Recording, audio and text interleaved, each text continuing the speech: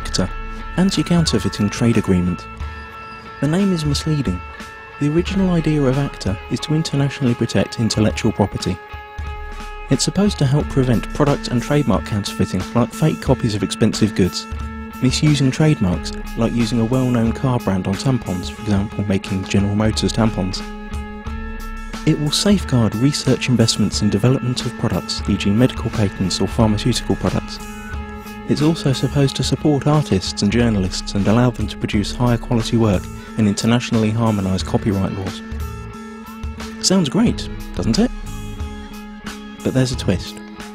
The Oxford English Dictionary defines a counterfeit as, quote, a fraudulent imitation of something else.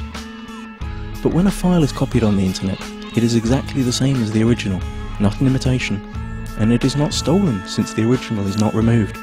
The information is simply being shared free of charge, so counterfeiting has nothing to do with it. Let us explain. Intellectual property is never really defined within ACTA. It could mean trademarks, or it could mean any idea or information which later could be copyrighted, restricted and criminalised. This will have a tremendous effect on the internet as we know it. The actual ACTA text covers a huge range of topics and is very complex and hard to grasp, so we will explain what happens on the internet in a hypothetical real-world analogy. Imagine paying for a cookery course. During this course you learn how to cook some really tasty fried chicken. Then you return home and teach the recipe to your wife. But here's the catch.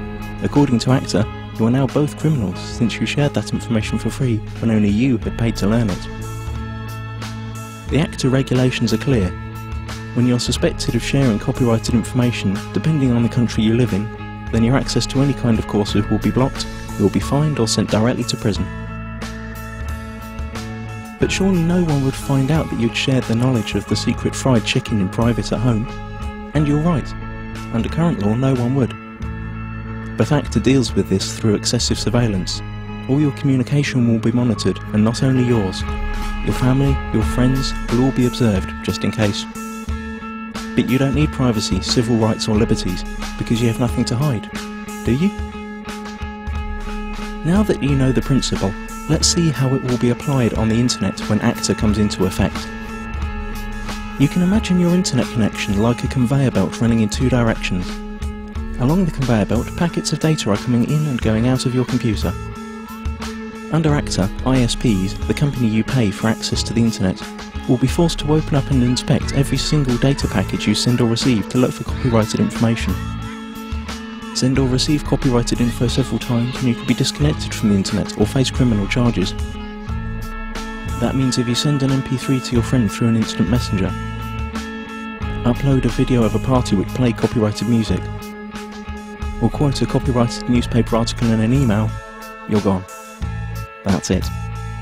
As if that wasn't enough, the information about the news article you sent via email will be sent to the publisher, and based on their claims you could be fined or sent to prison.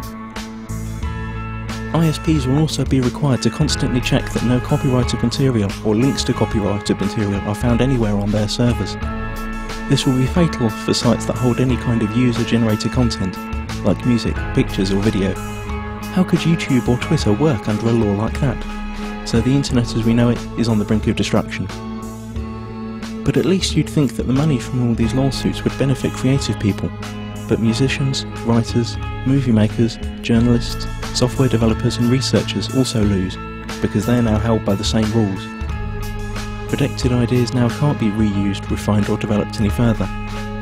Even parts of sentences could be protected and made restricted by copyright.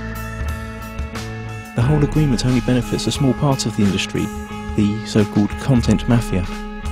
Media publishing companies like the RIAA and the MPAA, who have long tried to solve the internet problem that threatens their obsolete business model.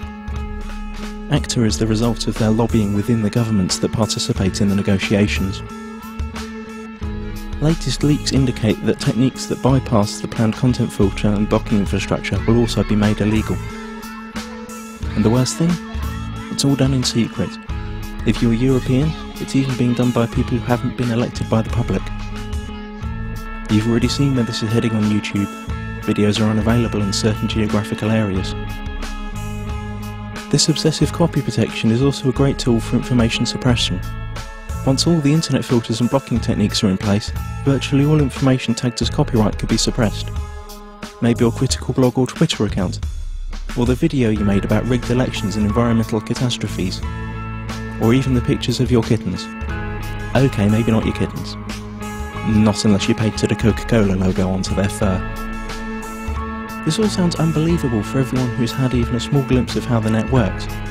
But remember, those who work on the agreement might not have any clue what the internet is about. And once the treaty is signed, their rules will have to be implemented.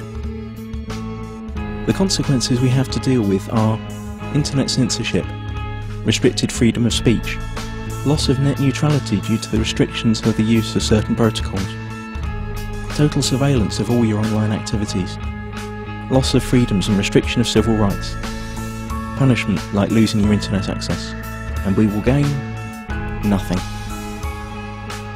The time to act for the internet is now. Google ACTA. Load your tweets and photoshops, let it be known that no one messes with the internet, and take it to the streets. Stop the Kraken.